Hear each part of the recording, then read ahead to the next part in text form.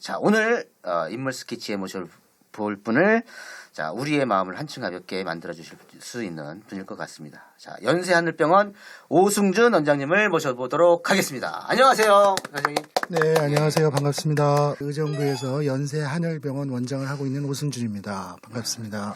자, 원장님과 자세한 이야기를 나눠보기 전에요. 우리 오승준 원장님은 어떤 분인지 제가 조금 간단하게 말씀드려 보도록 하겠습니다. 자, 연세대학교 의과대학 석사 졸업을 하셨고요. 정신과 전문의로 활동을 하고 계십니다. 자, 그리고 대한병원협회 총무이사를 하고 계시고요. 의정부 희망 회복지원센터 운영위원으로 지금 현재 계십니다. 회복지원센터 아니고 의정부 희망의 복입니다. 의정부 희망의 희망의 복이요? 복, 네. 아, 의정부 희망의 회복.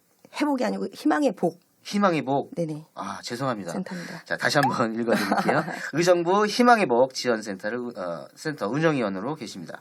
자, 의정부에서 병원을 한 몇 년 정도 운영하고 계신가요? 네, 제가 의정부에서는 15년 차로 일하고 있고요. 15년 정도. 네, 의원급으로 시작을 해서 10년 전에 네. 저희 연세하늘병원을 시작하게 됐습니다.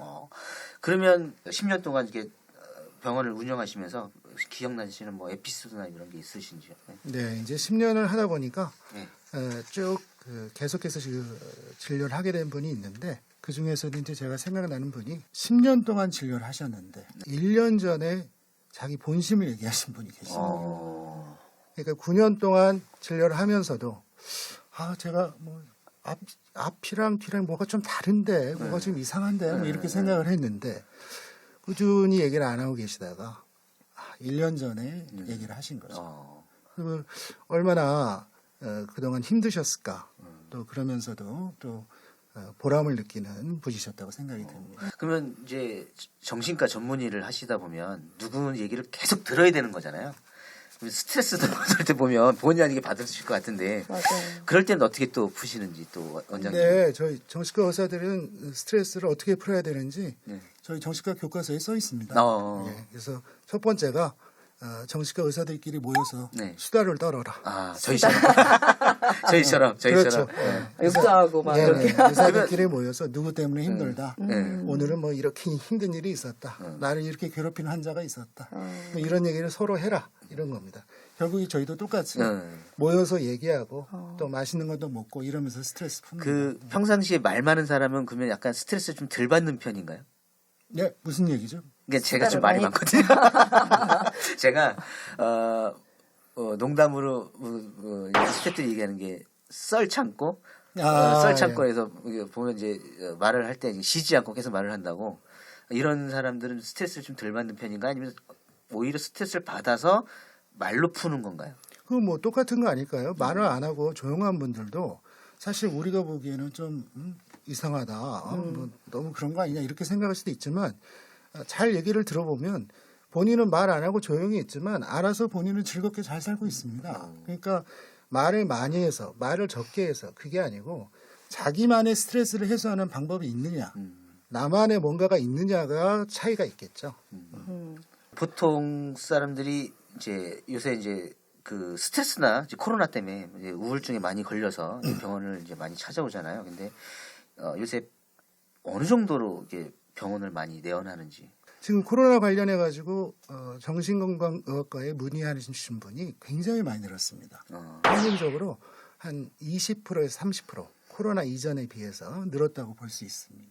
이제는 뭐 언론이나 방송에서 하도 얘기를 많이 해서 코로나 블루 뭐 이런 얘기는 조금씩 들어보셨을 거예요. 이 코로나 블루가 생기는 가장 큰 원인은 우리가 교과서에서 인간은 사회적 동물이다 이런 표현을 한 번쯤 보셨을 텐데 정말로 인간이 사회적 동물이구나. 누구를 만나지 못하고 접촉을 못하고 너무 혼자 있는 시간이 너무 길어지고 그러면 견디기가 힘든 존재가 인간이구나. 사람은 어울려 지내야 되고 같이 살아야 되고 이런 거를 새삼 느끼는 기회인 것 같습니다.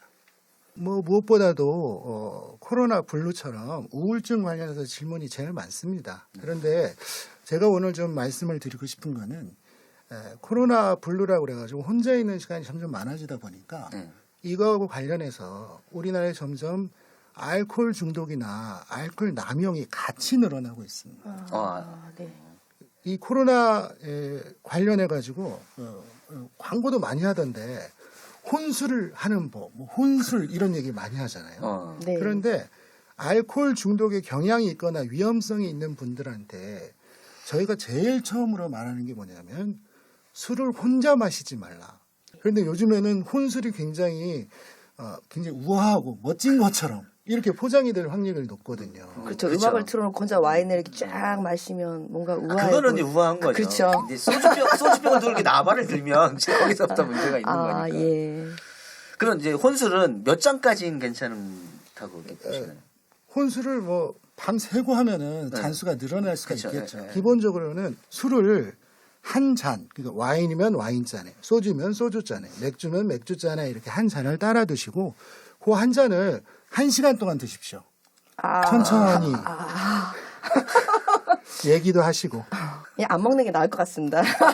그런데 우리나라는 제가 걱정하는 게 뭐냐면 혼술을 하신다고 하면서 완전히 술에 취해가지고 잠이 들 때까지 드시는 거예요. 소주로 치면 뭐 한 병, 두 병, 네. 세 병 이렇게 드시면 이건 굉장히 위험한 사인이거든요. 그러면 소주 석 잔 정도는 괜찮은가요?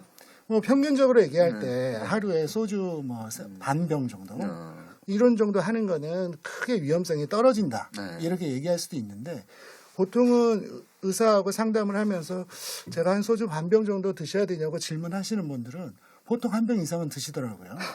그렇기 때문에 저희가 흔히 뭐 마셔도 된다 이런 얘기는 잘 못하지만 만약에 지키실 수 있다면 소주 한 반 병 정도를 혼술한다. 그러면 그 정도는 크게 무리가 없겠다 이렇게 생각할 수 있습니다. 알겠습니다. 자, 원장님 오늘도 좋은 말씀 너무 감사드리고요.